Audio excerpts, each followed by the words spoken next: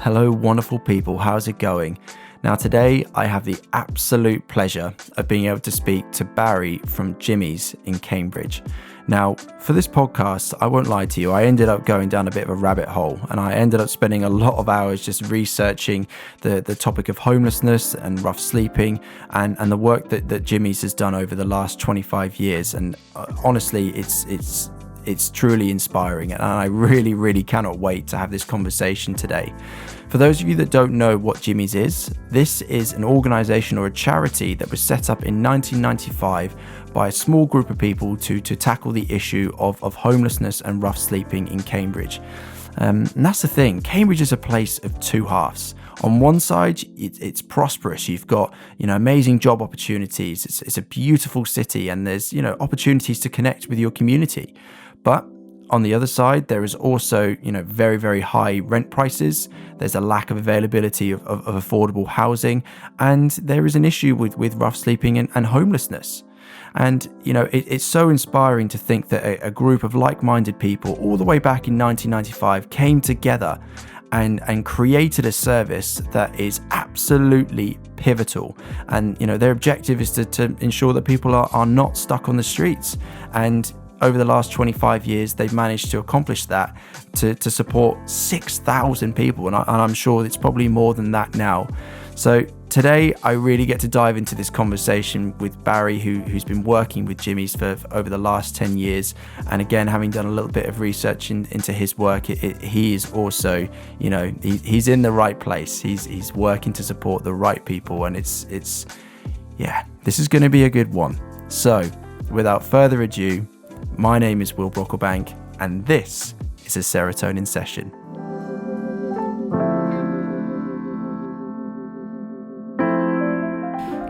Barry, thank you so much for joining me today. It's a real pleasure to be able to talk to you. And, when I first reached out to you a little while ago to do with Social Strides, I really sort of just instantly felt a sense of connection in a weird way, a real positive energy from you. Sorry. So thank you so much for joining me today. Well, thanks, Will. Thanks for asking us along.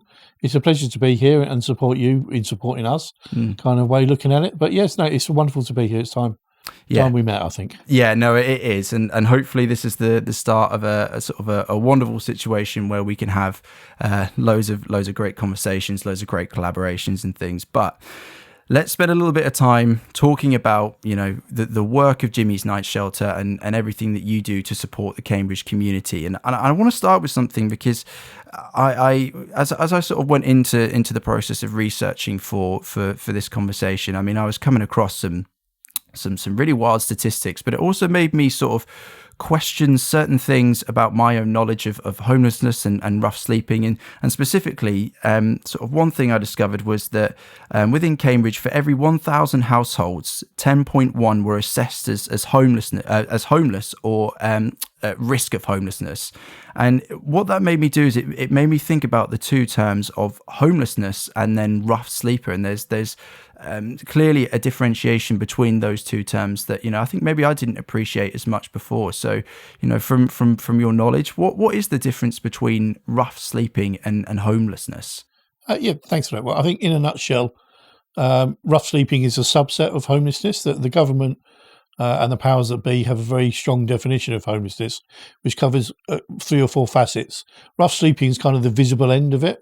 So they're the people that you see street sleeping, you see on the streets in whatever position they're in. Some may be begging, some may be just sitting around, etc. It's difficult to find a homeless person because they could be anybody.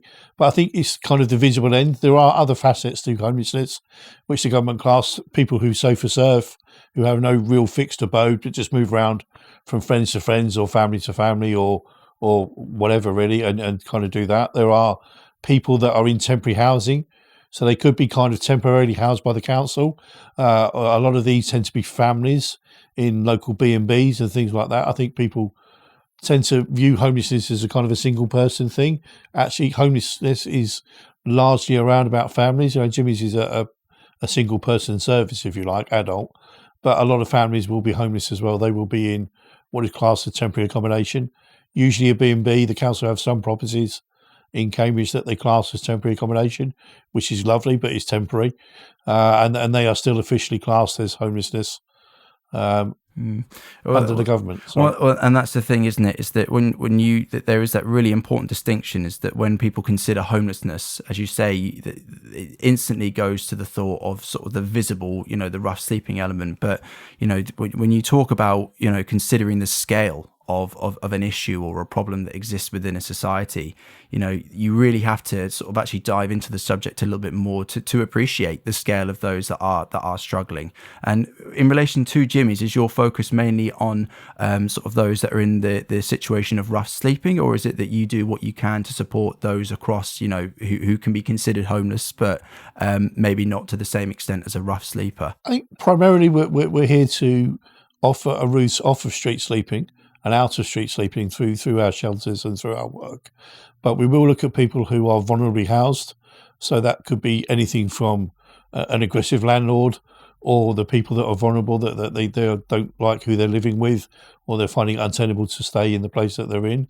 So we will support people that are vulnerably housed, as well as the individuals that people often see on the streets. And sort of focusing in a little bit on the rough sleeping, because again, as you say, that's sort of where the primary aspect of your work comes in. Have you found that there are, what do you consider to be sort of the most common triggers for those that go into sort of the world of rough sleeping? And are there any preventable reasons for why someone ends up going into the world of rough sleeping? Well, I mean, it depends who you ask, really. It's kind of one of those varied questions. I think for us, we kind of see people have had an issue in their own personal life. So it could be the fact that they've had some sort of mental unhealth or ill health that have made them leave. They've had relationship breakdown scenarios where one partner or one section of the family can't exist with the others, so they decide to leave. There could be unscrupulous landlords. They do exist. So illegal eviction is kind of big at the moment. So it could be a number of reasons why people find themselves on the streets. Largely in Cambridge, I would imagine it's either illegal evictions or a family breakdown. That's kind of where it is, or some moment of trauma in their lives where they can't do it. Some people flee violence, so they find themselves on the streets where they can't safely physically sit with the partner at the time, whoever that is. So those individuals do exist, sadly. So there are a million and one reasons for people to be on the streets, and it's kind of a personal thing. It's personal to them why they left. It's not really for us to we can't try and generalize and understand it, but generalization brings issues of the fact that you miss the uniqueness of an individual, and their solution is going to be different to everybody else's. And that's sort of the thing that I sort of actually wanted to allude to, because it's something that I found through the research that I was doing into the work at Jimmy's, was a real recognition of the individual, the individual person that comes into a situation or into your care or into your support in some way, because very, very quickly some people can be generalized into one particular population, but it's not until you actually start to engage in really meaningful and actual personable conversations with someone that's when you really start to see actually that this person who on the outskirts is maybe just has this aggressive tendency, or there's something that maybe they've gone wrong in life, but actually you start to be able to pin a number of different factors within their life that leads to these issues from occurring. And sort of talking about the way in which maybe you've interacted with those that are in a rough sleeping situation, because when I talk about now sort of the concept of stereotypes, I'm sort of leaning into the concept of stereotypes of a rough sleeper.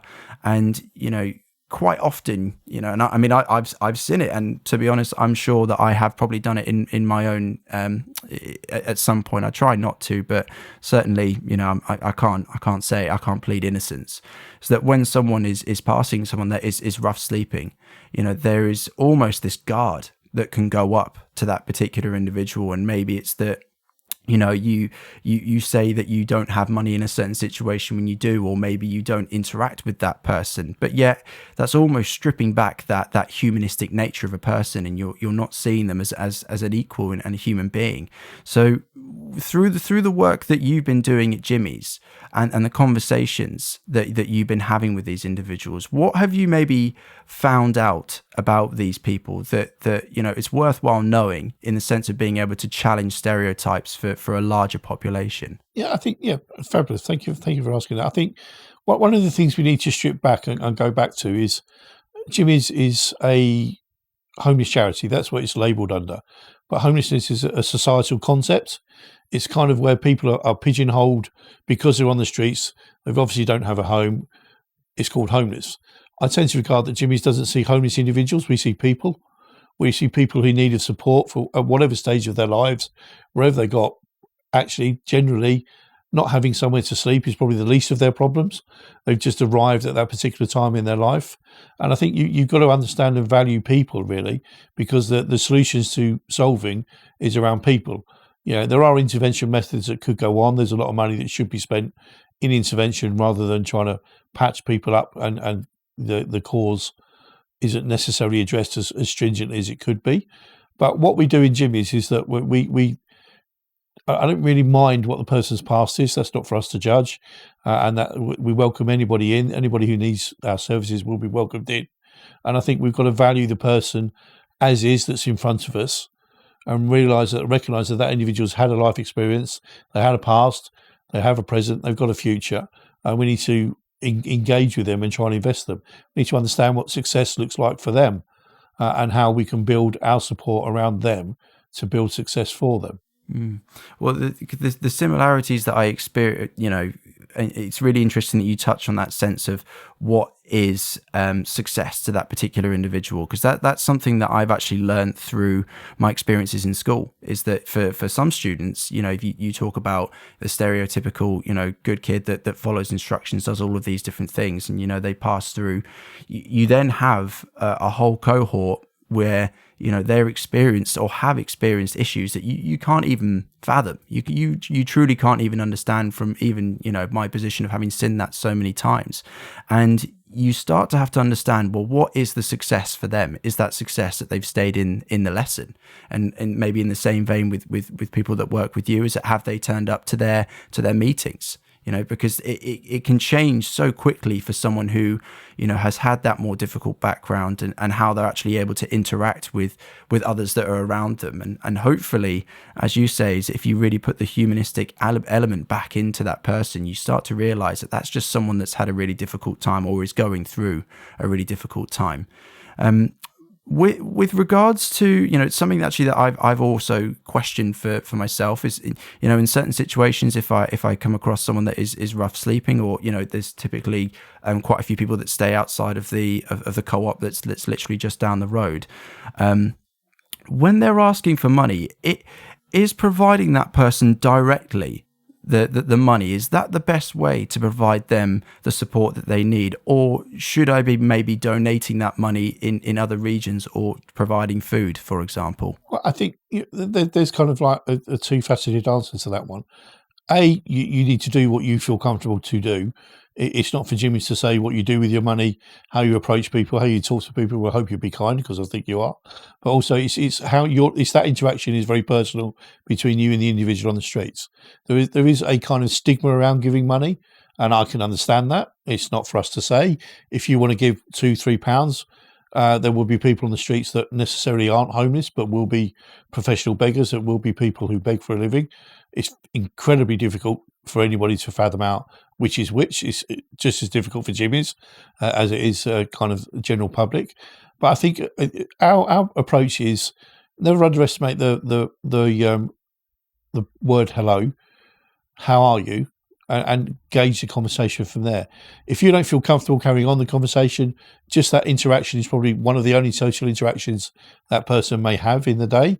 And you valued them as a human being. You've recognised, you brought them into your world. You've asked them a question we ask several million times in a day to all of our friends, all of our colleagues, all of our associates. Hi, how are you? Then why shouldn't we ask it of someone who's sitting on the streets? Just because they're in a different position or an unusual position, that's up to them. I mean, there is a school of thought that providing money is kind of empowering someone to make a decision. That's your choice whether you do that. But if you're going to give them money, then there are downsides as upsides to everything. So I don't think the consequence of giving money isn't necessarily that someone's going to run off and take a substance or run off and get some booze or whatever. It's the fact that we're not really sure where that money goes to, and people are uneasy. I mean, I can't imagine there's a lot of people with a lot of spare cash floating around at the moment, certainly in Cambridge. The Economic Society doesn't allow us at the moment. But I think what's important that you make contact in however way you feel comfortable. Going back to your earlier point, it was kind of feared to talk to someone on the streets. We need to remove that stigma by taking out the homelessness tag and saying that's a person. If there was a dog sitting there on the streets, most people would go, "Hi, you're lovely." Why do we do it to dogs but not to people? I mean, that's a really poignant sort of consideration there, is that somehow the treatment of an animal such as a dog is going to be favored over an individual where their intentions may be completely pure, and as you say, it takes away the human level and the power of saying hello. Is even if you have no money to offer, just striking up, it doesn't have to be a long conversation, but just engaging in that person. And something that I think is a great initiative that I've seen around Cambridge is street aid.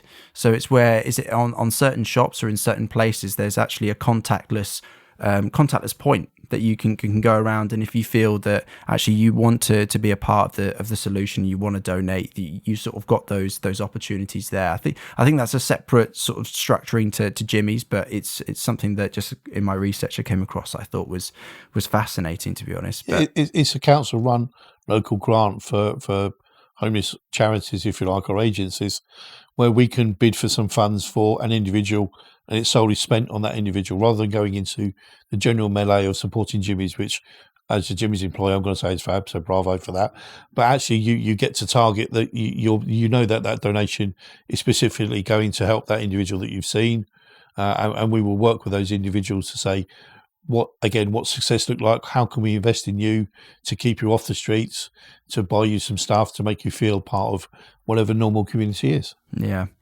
Now let's sort of bring it back into Jimmy's a little bit, because it's important that we sort of establish an understanding of homelessness and rough sleeping and sort of initiatives that do exist. But I think it's really, really important that we spend time really celebrating and appreciating the work that Jimmy's has done for years and years now. Because as I was saying just before we came on camera, is something that really inspires me about Jimmy is that it's this really community driven concept, this community driven idea where a small group of people came together and based on the influence of one rough sleeper, it led to the creation of a service that is I mean, where it's at from where it originally was is ridiculous, which we'll come on to. But how did your original connection with Jimmy's come about, and what is your current role entailing? Okay, for me personally, I'm actually, I guess you could call it me. I'm a product of Jimmy's. I was homeless on the streets of Cambridge around about 2010, and Jimmy's was my salvation. So I came into Jimmy's as it was then, and stayed a few months, and then was very fortunate to move through Jimmy's services.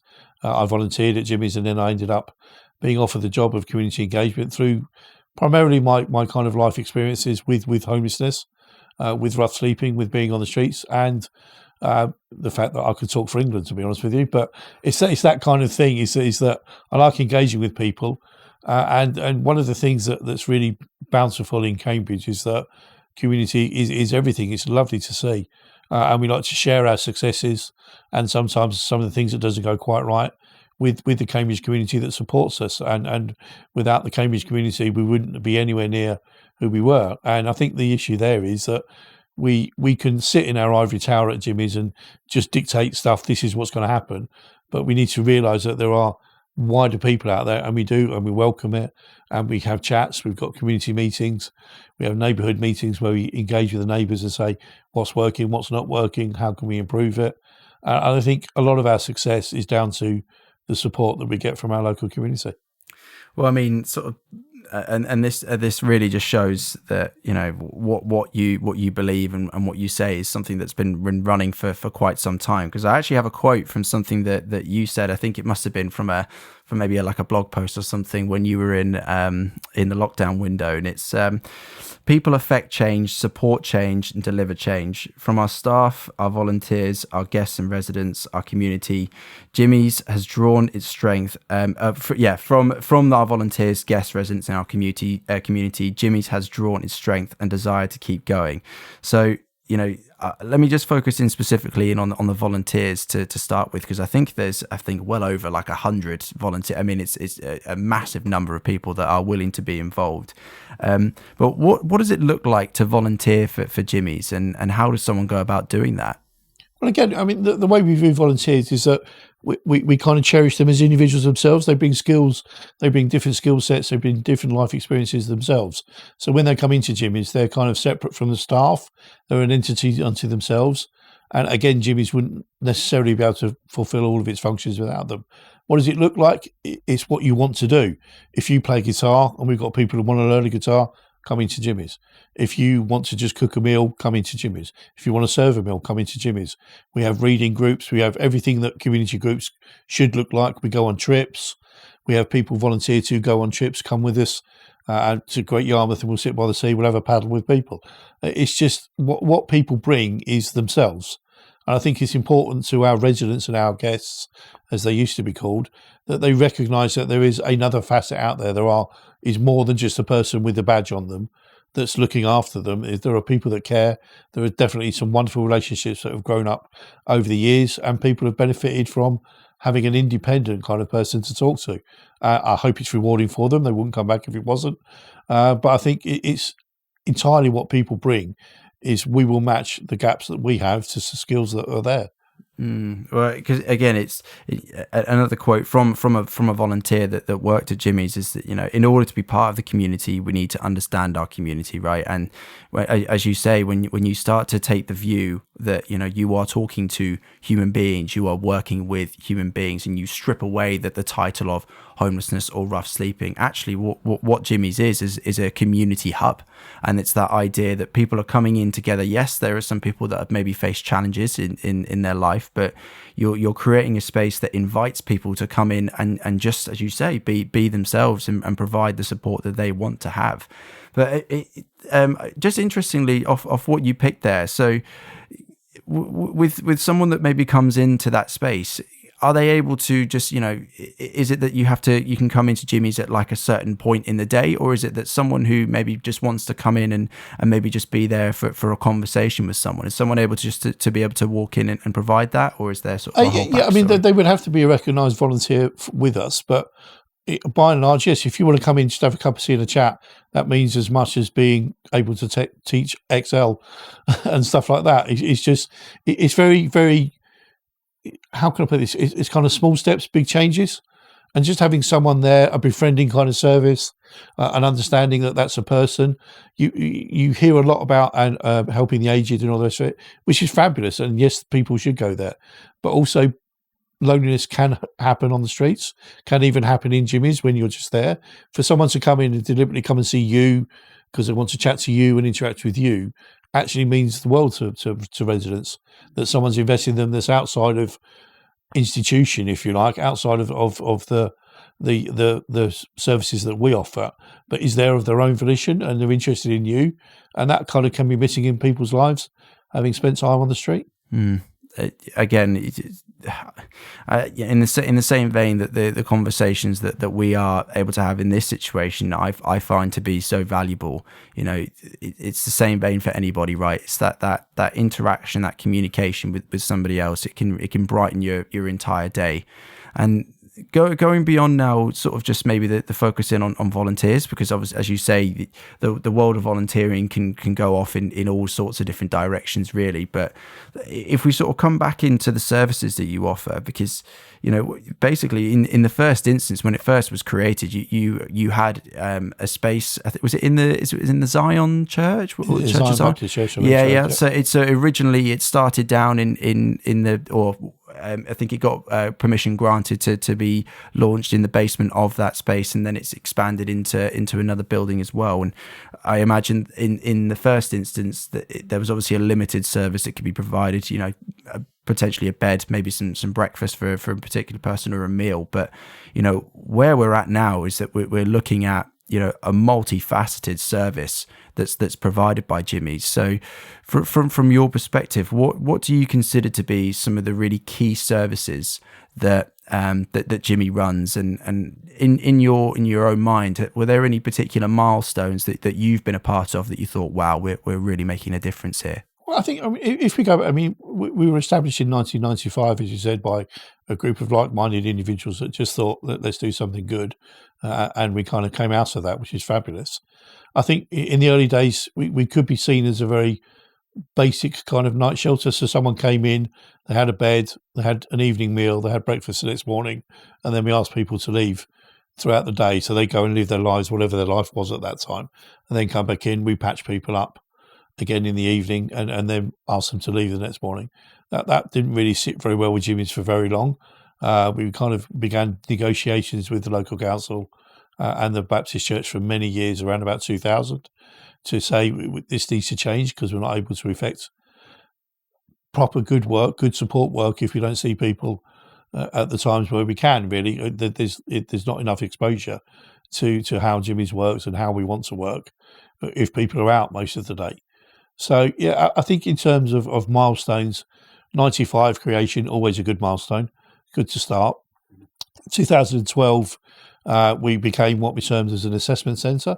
So we moved away from the night shelter kind of approach of where people fire and forget. We truly became a 24-hour day service.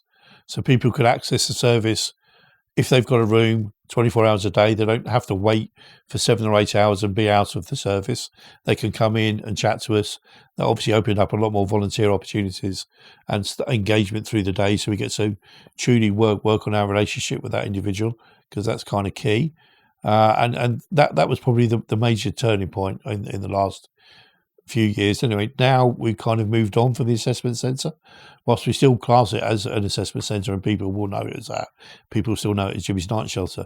But we're kind of in the third iteration now, moving forward into the fact of we're looking how we can develop success for people that manage their own success. They manage their own tools that they want. We kind of give people a toolbox so people can pick out certain things or realise that they need to do this bit of training or that bit of training. So it's even more joined up than it was in the assessment centre.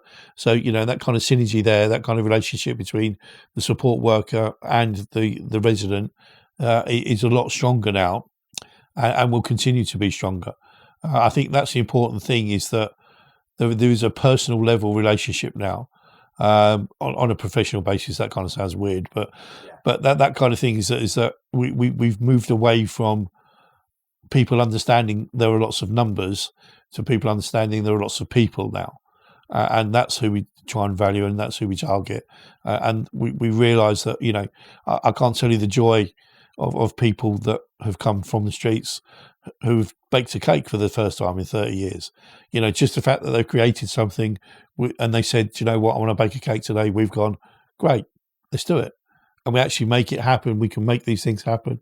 People have some dark moments, of course they do. But when you've made a lemon drizzle for the first time in 30 years, people are just fabulous.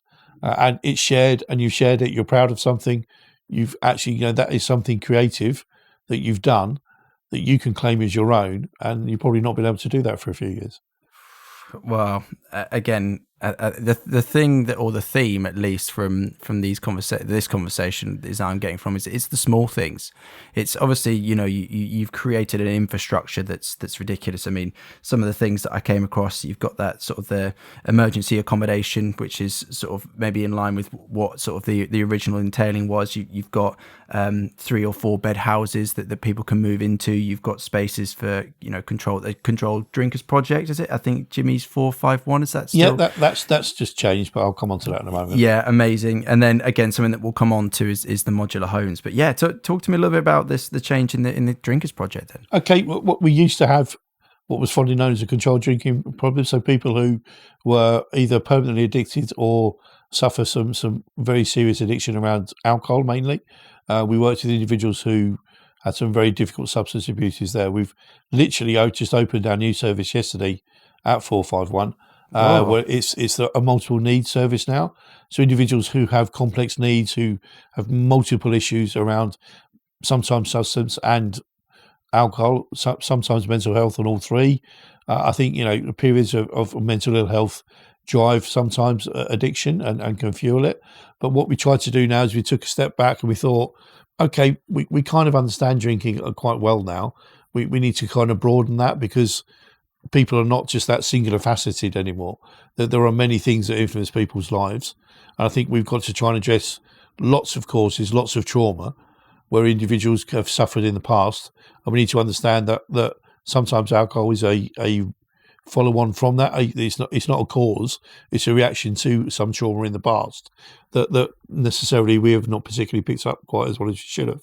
But that kind of is what we're doing now. It's a 9-bed house, and it will be a 24/7 intense service for individuals that find this life incredibly difficult, and have sought ways out of it, addiction being one of them. But mental ill health is a very large part of what we do.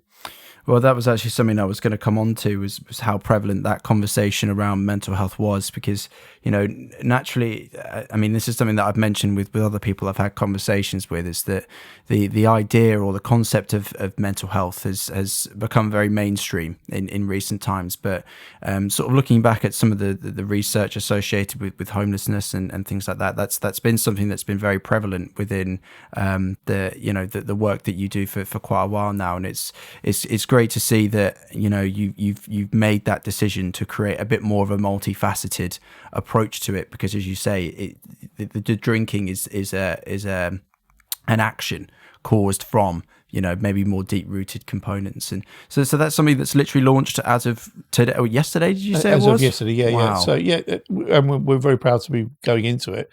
I think one of the things is that we've got to realise is that, having been on the streets myself, it's tough. It's tough to keep yourself together. It's tough to mentally guard yourself against lots of things. Who knows what happens on the streets necessarily? But I think one of the things that I found, I had too much time. And if you've got too much time, you kind of tinker with things. And mental health, if you're there and you're your only company, can deteriorate quite badly. I think it's a recognition of services. As you said, the country's come a long way with just getting people to talk about it. Actually having people who are necessarily skeptical of other individuals sometimes not open up as much as they can do, because they've been hurt in the past, because they've had a poor deal from services, so they kind of struggle. Actually breaking down that particular resilience and building up a strong emotional resilience to the mental health issues that they may have suffered is kind of key, because that kind of unlocks everything then, as far as I'm concerned. Well, I mean, that was something that I took from, the conversation that I had with Gail from Edge Recovery Cafe. Amazing work that's done there as well. Is that, as you say, it's getting people to open up and to be able to talk is really, really important. And something that you share in terms of similarity is that concept of community, that creating a space for people to come to and engage in those conversations. Because, as you say, when you're there as an individual, it doesn't matter what situation you're in. I talk about that in relation to myself. Is if you have these windows of large chunks of time, your mind does wander, and I think that's really, really important to appreciate. It's in the almost what are perceived to be incidental chats that strides are made. That's why we go on trips, because we want to show people that life is out there. You're still able to exist as life. We could go on trips, but those incidental conversations, when sitting, having an ice cream, sitting next to someone, hi, how are you? What's going on today? People tend to withdraw. If you're speaking to a member of staff at a prescribed meeting, sometimes you're on your guard before you go in anyway. So what we want is, we don't want that barrier to exist between us quite as much. We understand that it's always going to be there in some degree. I get that. But also, we need to value you as a person. We're going to do some fun things. We'll have a chat. And you'll remember that with fondness, and realise that sometimes that perhaps you can open up and chat to that individual in a more in-depth way, in a more not productive. They're all productive in a more classical way. Just in a very real way. Yeah. There's not intention behind the conversation. It's just that you're there to have the conversation with the person you're with, right? Yeah, it's not a case of us doing something to someone. It's a case of doing something with someone. Exactly. I wholeheartedly agree with that. And before we sort of move on to talking about the modular homes that you do, because that's absolutely amazing, I want to bring it back to the because obviously we've mentioned the fact that you have all these quite amazing services that you have in place, but picking up on what you said, someone coming in and just making a lemon drizzle cake. That those small little wins mean so much to somebody, and I've seen that you do run a number of different workshops through Jimmy's, and one of them I think that has started up again recently is linked into some form of sport-based workshop, I think, or something where people can come and just play some form of physical activity. Yep. If you had the choice, so let's just say logistically. It's not even a question. You can sort of put something in. If you could, what workshop would you like to be seen run at Jimmy's? Something that's maybe not there already. Well, to be quite honest with you, I think it's kind of the open-ended question there. What I would like to see is the residents come up with something that they want to do. I'd quite like to see a resident-run work group rather than volunteers are brilliant, staff are brilliant, but I want people to take control of their own destiny. I want to go play golf. Okay, we'll facilitate going golf. In the past, we may have sent a member of staff or a volunteer. Do you know what? We trust you guys. You're going to go do golf, or you want to do a well-being class, or you want to do a writing class, or you want to examine Shakespeare. I don't really mind what floats your boat at the time. It's just what's engaging to you, what makes you feel that the outcome is worthwhile investing your time in, and that's it. So I think for us, we need to sit down and a little bit more sit down with the residents. Okay, again, what is success? What do you need to get to the success you want? Is it a cookery class? I'd love to see a Jimmy's Bake Off. I'd love to see those kind of things, so people actually are doing things rather than just thinking and dwelling perhaps on past trauma that isn't going to do them not so good. But we need to empower them to allow them to move forward, that they can actually do something. There's so much power in ownership, right? Yeah, definitely.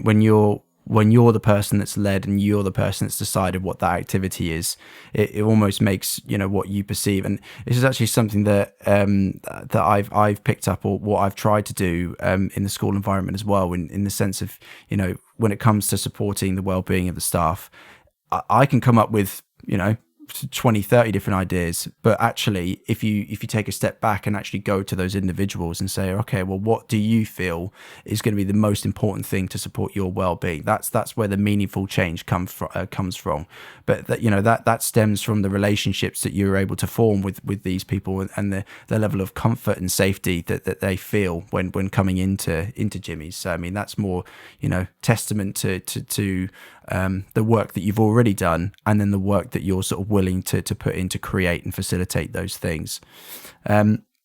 So sort of getting close to a couple of the last points that I want to make, because again, I honestly think that for all the conversations that I've had, this is one that I maybe spent the most amount of time researching. So one, because obviously you're a well-established collective, and you've been going for a long time. That obviously influences things. But I mean, secondly, just with every sort of thing that I was coming across, that I just had such a fascination for the way in which it had been established, and the way in which things have developed and come along, and something that's very, very groundbreaking that you have done, or that Jimmy's in partnership with multiple other collectives as well, is the introduction of modular homes. So where did that first idea, where was the inception of that idea, and how do you facilitate something that is so groundbreaking and pioneering? Well, I think I'll kind of move back a couple of stages from that, if I may start there. Well, we realised that Jimmy's was there. It was functioning as the night shelter. It was functioning as the assessment centre. We're very conscious of what happens next.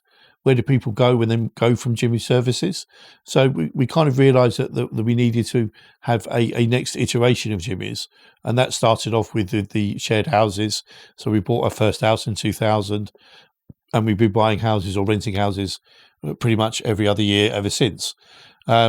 what we kind of figured out is that there is a subset of our community that don't actually enjoy sharing. They could have had particular trauma, some sort of PTSD, some sort of event that means that they weren't happy around people, that needed their own kind of single accommodation, because that wasn't necessarily offered at the time through any other homeless agencies, certainly in Cambridge.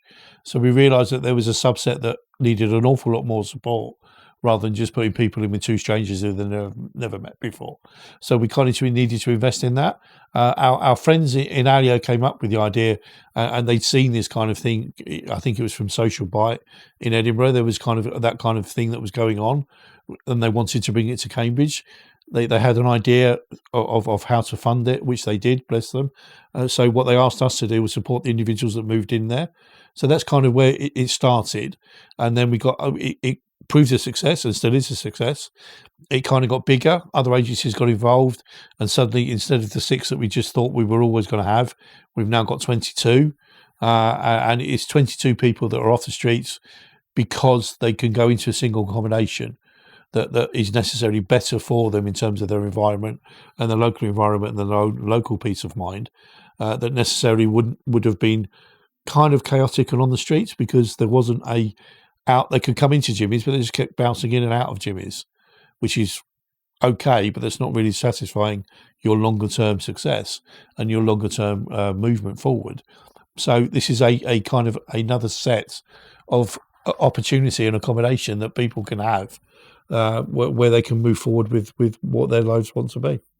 I mean, again, because the ones that I saw first, coming in from or towards Newmarket Road on the roundabout near McDonald's in Cambridge, they were my first viewings of those modular homes. And actually, when you look at the quality of those modular homes as well, you really would feel a sense of pride, a sense of ownership of being in that space. And as you say, there's 22 people that are now going to be off the street, and also you've got 22 people where the prospects going forward for them, it's so positive and so overwhelmingly amazing to see, and to see that you've been able to facilitate that. Yeah, and the support is still there. Our housing support team do it. Obviously, we got an extra 16 from the Hills group to work with.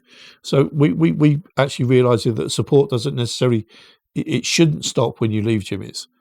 For certain individuals it does, because they're swept up, they're fine, they understand, they've had their kind of event with the homelessness and on the streets. They're moving forward with their lives at a pace that perhaps suits them. Some people can't move at that pace. Some people still need support, still need to do what we would term as basic function things, paying bills, understanding, getting food, all those kind of things. It's just, but also it's an empowerment that it's yours.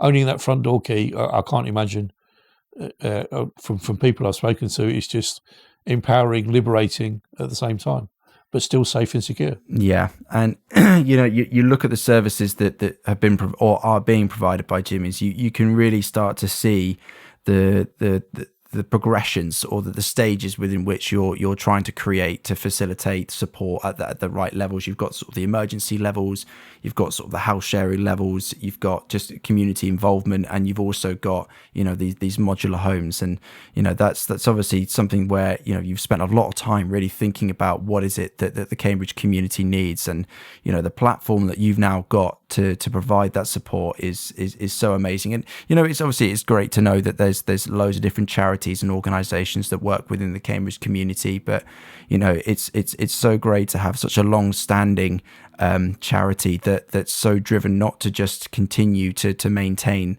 the level of services that they've got. They're actually looking to they're looking for innovative ways to support the community in the best way that they possibly can. And I really do think that the sort of the introduction of those modular homes is a really, really great example of that, because again, it's going to be life-changing. It's going to be life-changing for all of those people. So it's something that I just want to sort of wrap things up with, because again, have to try. Otherwise, I honestly I could talk about things for days. I've got so many notes from it, but it really is a pleasure to be able to talk to you about this and hear such such passion and such understanding of what Cambridge needs, but something that just sort of based around some sort of statistics that I've come across again is that in 2017 the Centre for Cities identified Cambridge as the most unequal city in the UK.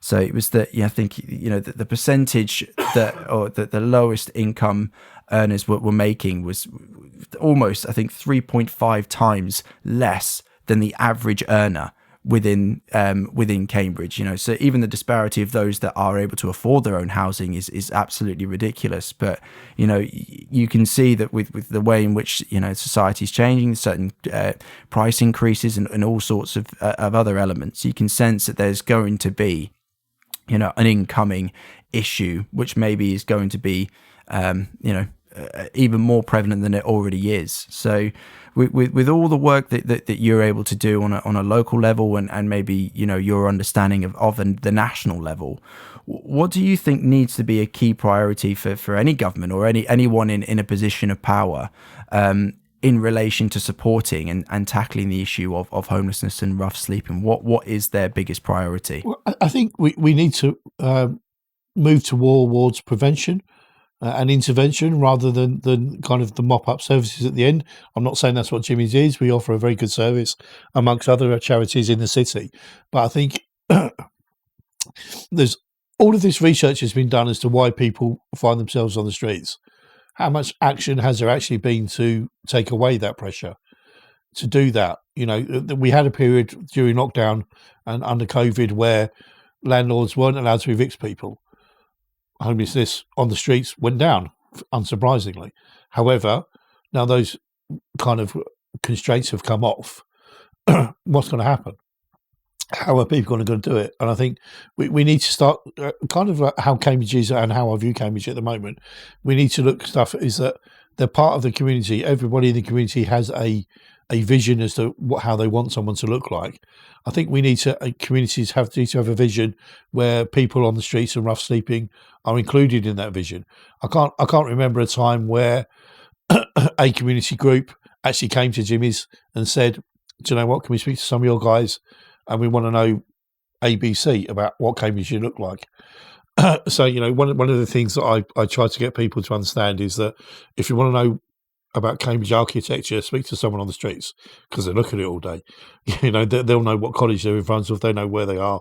They know the history of it like anyone else, because we need to value that as a person.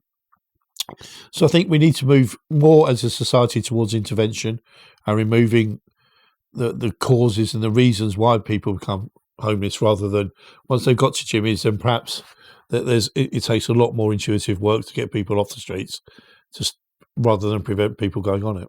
Exactly, and the work that you do is pivotal, so important, but it's coming in at a time in somebody's life where the issue that has led to a significant problem has already happened. And as you say, if we're able to really review on what's happening before that stage, it means that Jimmy's is going to, people such as Jimmy's is going to be able to provide cast a wide enough net to support the large proportion of people coming into there. Whereas I'm sure that there are many people that require the service of Jimmy's that you wish you could help, and I'm sure you help however you can, but the services just simply can't stretch wide enough. I imagine there's always a waiting list, definitely.